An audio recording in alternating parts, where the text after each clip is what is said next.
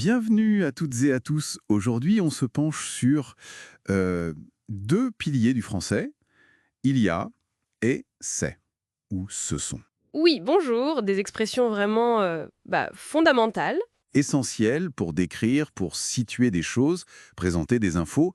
On s'appuie sur des notes, des exemples, tirés de guides pratiques pour bien comprendre. Tout à fait. L'objectif, c'est de clarifier une bonne fois pour toutes quand utiliser l'un, quand utiliser l'autre. Alors, décortiquons ça. Allons-y. C'est une distinction vraiment clé, essentielle pour répondre à des questions simples comme qu'est-ce qu'il y a ou qu'est-ce que c'est. Hmm, Et maîtriser ça, ça change tout pour parler de façon plus fluide, plus naturelle. D'accord. Alors commençons par il y a. Si on résume, ça veut dire there is ou there are, c'est ça. C'est ça.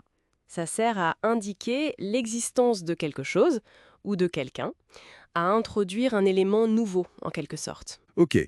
Et la structure typique, c'est il y a, suivi d'un nom. Oui, il y a plus un nom, souvent avec un article indéfini, comme un, une, ou partitif, du, de la. Par exemple, il y a un chat dans la rue.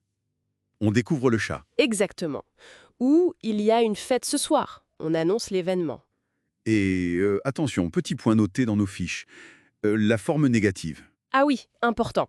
On ne dit pas il n'y a pas un problème, mais il n'y a pas de problème. Le fameux de après la négation. C'est ça, il n'y a plus de pain. Ce de remplace l'article. C'est un petit détail, mais ça fait la différence à l'oral. Bien noté. Bon, alors passons maintenant à c'est et sa forme plurielle, ce sont. Alors là, on change un peu de perspective. Oui, on n'est plus seulement dans l'existence. C'est plus pour identifier, décrire. Tout à fait. Identifier ou décrire une personne, une chose qui est déjà là ou dont on a déjà parlé. C'est le this is, that is, ou these are, those are. D'accord. Et la structure? C'est plus. Alors, c'est plus un nom, souvent avec un article défini cette fois, ou un possessif, ou alors, C'est plus un adjectif. ok, un exemple si on reprend le chat. Ben, si on le voit et qu'on le reconnaît. Ah, c'est le chat du voisin.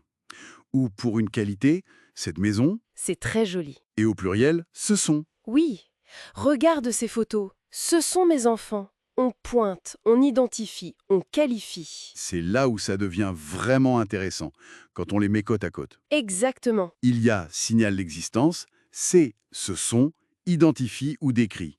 L'exemple classique, il y a un problème. Mhm. On constate, on signale qu'il existe, point. Mais si on veut préciser, c'est un problème grave, Voilà, là on décrit la nature de ce problème qui existe.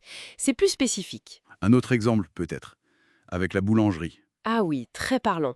Il y a une boulangerie ici. Information neutre, elle existe. Ok?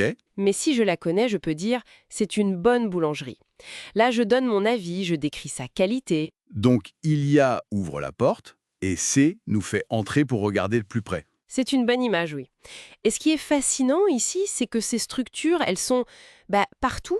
Omniprésente, oui, dans les conversations de tous les jours. Dans les dialogues qu'on a pu voir, à l'hôtel, en visite, en classe. Il y a une chambre de libre. Oui, c'est la 302. Il y a beaucoup de monde aujourd'hui. Oui, c'est incroyable. Et puis, il y a l'expression toute faite. C'est la vie. Exactement.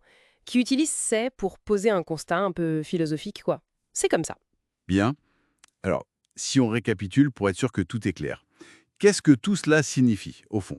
Simplement, il y a pour dire que ça existe, pour introduire. Et c'est ou ce sont pour identifier ou pour donner une caractéristique, une description de quelque chose, de spécifique. C'est exactement ça. Deux outils bien distincts. Et maîtriser cette distinction, c'est crucial pour mieux décrire son environnement, pour mieux interagir en français. Absolument. Et peut-être pour aller un peu plus loin, une petite réflexion pour la route. Je vous écoute. Maintenant qu'on a bien cette différence en tête entre juste signaler l'existence avec il y a et définir ou qualifier avec c'est, comment est-ce que ce choix façonne notre manière de percevoir le monde et de le décrire?